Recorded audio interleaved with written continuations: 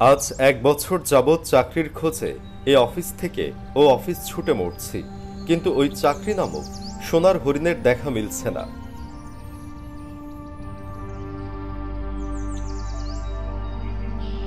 রাতে টেনশনে ঘুম হয় না, সকালে অনেক দেরি করে ওঠা হয়, কিন্তু আজ সকালে মায়ের ডাকে ঘুম ভাঙল। কি রে, এখনো ঘুমাচ্ছিস? কি রে, ওঠ না। এই স্বপন। হ্যাঁ, কি হয়েছে মা? এত সকাল সকাল ডাকাডাকি করছো কেন? সকাল 9টার বেশি বাজে, আর এখনো তোর খুব সকাল মনে হচ্ছে?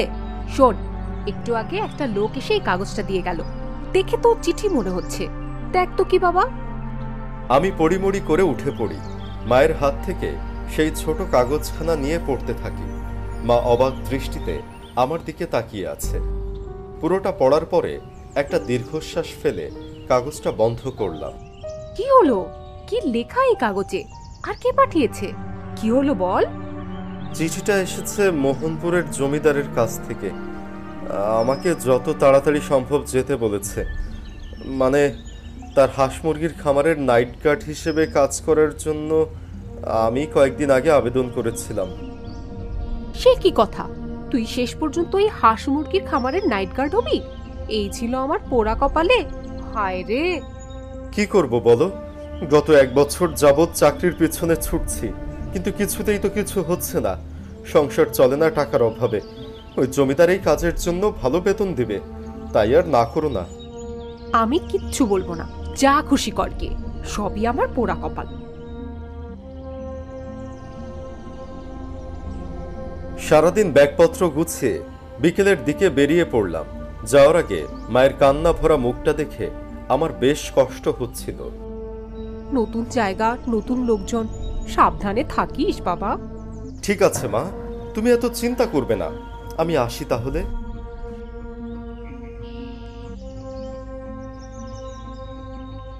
5টার ট্রেনে আমাদের স্টেশন থেকে উঠে পড়লাম। এরপরে একটানা 3 ঘন্টা জার্নি করে মোহনপুর স্টেশনে নামলাম। সেখান থেকে প্রায় হাঁটা পথে জমিদারের বাড়িতে পৌঁছালাম।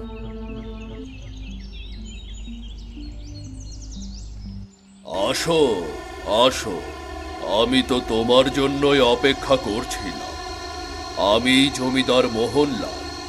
আসো আসো, ভেতরে আসো। আসতে কোনো সমস্যা হয়নি তো? না মানে, ওই রকম কোনো সমস্যা হয়নি, শুধু লং জার্নি করেছি বলে খুব টায়ার্ড লাগছে। হাত মুখ ধুয়ে কিছু খেয়ে বিশ্রাম নাও, দেখবে সব ঠিক হয়ে গেছে। জমিদার বাড়িটা কালের বিবর্তনে বেশ খানিকটা জৌলুস হারিয়েছে বুঝতে পারলাম, না হলে এককালে বেশ জাঁকজমক ছিল। ভিতরের ঘরে একটা বেতের চেয়ারে আমাকে বসতে দিয়ে পাশে বসলো জমিদার মোহনলাল। আচ্ছা, আপনার নামের সাথে এই গ্রামের নাম? ঠিক ধরেছ, আমার নামেই এই গ্রামের নাম করা হয়েছে। শুধু তাই না, স্টেশনের নামটাও আমার নামে। আচ্ছা, তোমাকে দেখে তো বেশ শিক্ষিত মনে হয়।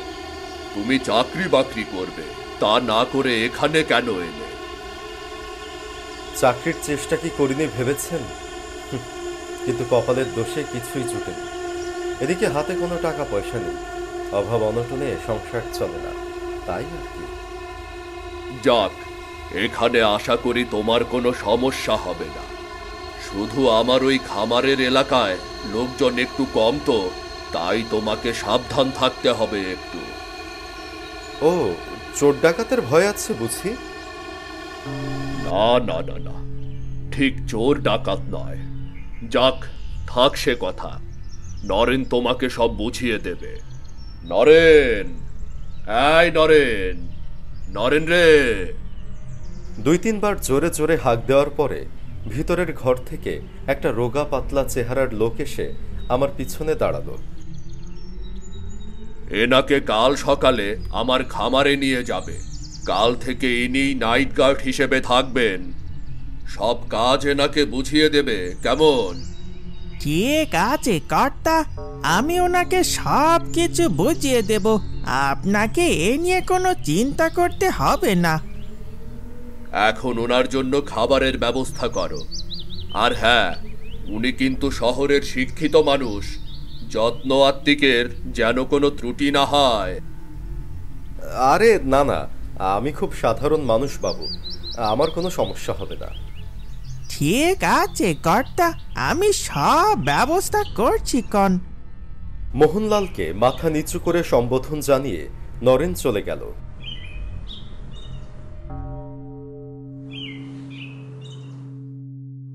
পরদিন খুব সকালে নরেন আমাকে নিয়ে চলল জমিদারের সেই খামারের উদ্দেশ্যে। গ্রাম্য পথ, আশেপাশে ঘন ঝোপঝাড়, তার মাঝখান থেকে আমরা দুজন চলছি। আচ্ছা নরেন, তুমি এখানে কতদিন ধরে আছো? আমি তো ছোট থেকে এখানেই আছি। আমাকে নাকি জমিদার বাবু কুটিয়ে পেয়েছিলেন, এরপরে এই বাড়িতেই আমি বড় হয়েছি। বুঝলাম। চলো এখন গিয়ে দেখি কেমন কাজ অপেক্ষা করে আছে আমার জন্য। খামারের এলাকা দেখে আমি পুরো থ হয়ে গেলাম। বিশাল জায়গা নিয়ে বড় বড় ঘর, তার ভিতরে হাঁস মুরগির একত্রিত ডাক। একপাশে একটা মস্ত বড় পুকুর, সেখানে ইয়া বড় বড় মাছ মাথা তুলে সাঁতরে বেড়াচ্ছে। এই হলো জমিদার বাবুর বিশাল খামার, এখানেই আপনাকে কাজ করতে হবে। এত বড় জায়গা পাহারা দেওয়া কি একার পক্ষে সম্ভব? আপনি যতটা কঠিন ভাবছেন ততটা কঠিনও না। আসলে এখানে চোর ডাকাত খুব একটা নেই, তারপরেও জমিদারের ইচ্ছে একটা নাইট গার্ড রাখবেন, বুঝতেই তো পারছেন। হ্যাঁ বুঝলাম। আচ্ছা আমাকে কাজগুলো বুঝিয়ে দাও, এমনিতেই তো বেশ বেলা হয়ে গেছে। সারাদিন ধরে আমাকে একটু একটু করে সব খুঁটিনাটি কাজ বুঝিয়ে দিল নরেন। যা বুঝলাম তাতে শুধু নাইট গার্ডের কাজ না, বরং অন্য ছোটখাটো কাজও আমাকেই দেখতে হবে। খামারের যে বড় পুকুরটা, তার একপাশে একটা ছোট্ট ঘরে আমার থাকার ব্যবস্থা হয়েছে। তাহলে সব বুঝিয়ে দিলাম, যখন যা প্রয়োজন হবে বলবেন। কোনো সমস্যা হলে বলতে দ্বিধা করবেন না বাবু, আর প্রতিবেলার খাবার আমি সময় মতো এসে দিয়ে যাব। আচ্ছা ঠিক আছে। নরেন চলে গেল।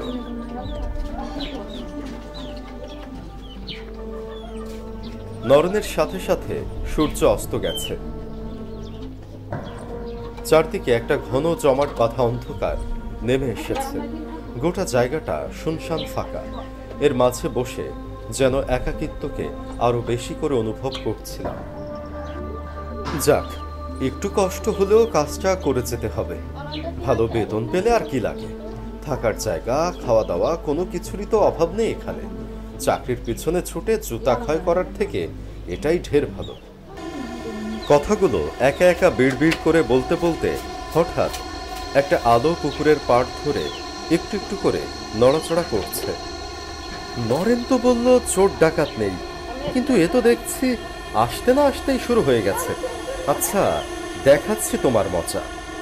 নরেন যাওয়ার আগে একটা মজবুত লাঠি দিয়ে গিয়েছিল, সেটা নিয়ে ঝটপট বেরিয়ে গেলাম।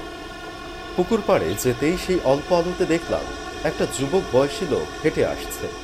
আমাকে দেখে লোকটা কেমন যেন থতমত খেয়ে গেল। কে তুমি? এই রাতের বেলা পুকুর পাড়ে কি করছো? আমি গোপাল, এই কাছে আমার বাড়ি। তা আপনি বুঝি এখানে নতুন এসেছেন? হ্যাঁ, নাইট গার্ড হিসেবে আজকে থেকে কাজ শুরু করেছি। আচ্ছা, এই রাতের বেলা এখানে কি করছো? মাছ চুরি করার ফন্দি করছো না তো? না না মশাই, কি যে বলেন না, আমি চুরি করব মাছ, তা আবার জমিদার বাবুর? আমি প্রতি রাতেই এমন হাঁটাহাঁটি করি। এই কাছে আমার বাড়ি, যাবেন নাকি? না না, এখন তো রাত। যে কাজের জন্য এসেছি সেটাই ফাঁকি দেওয়া ঠিক হবে না। ঠিক আছে, তাহলে দিনের বেলা কখনো যাবেন না হয়, আসি আমি। এই বলে গোপাল নামের ওই লোকটা গুনগুন করে গান গাইতে গাইতে চলে গেল। আমি অবাক দৃষ্টিতে তাকিয়ে থাকলাম তার দিকে। কেমন যেন অদ্ভুত লোকটা।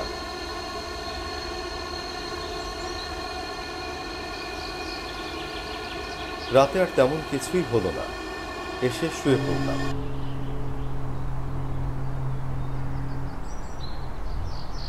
বাবু, সকাল হয়ে গেছে, উঠে পড়ুন, খাবার নিয়ে এসেছি।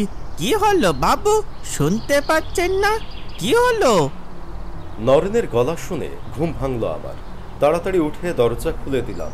ও খাবার নিয়ে ঘরে এসে ঢুকলো। তা রাতে কোনো অসুবিধা হয়নি তো বাবু?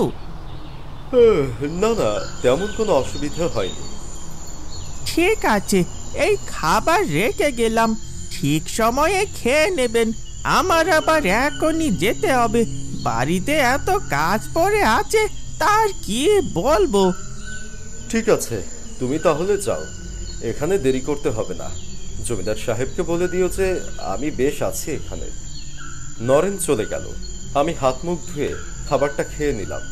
এরপরে ঘর থেকে বের হতে যাব, ঠিক সেই সময় দেখতে পেলাম গত রাতের সেই যুবক ছেলেটা আমার দিকেই হেঁটে আসছে।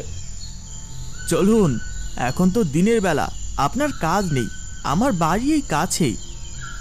যাব, কিন্তু আরে কোনো কিন্তু নেই, একা একা বসে কি করবেন এখানে?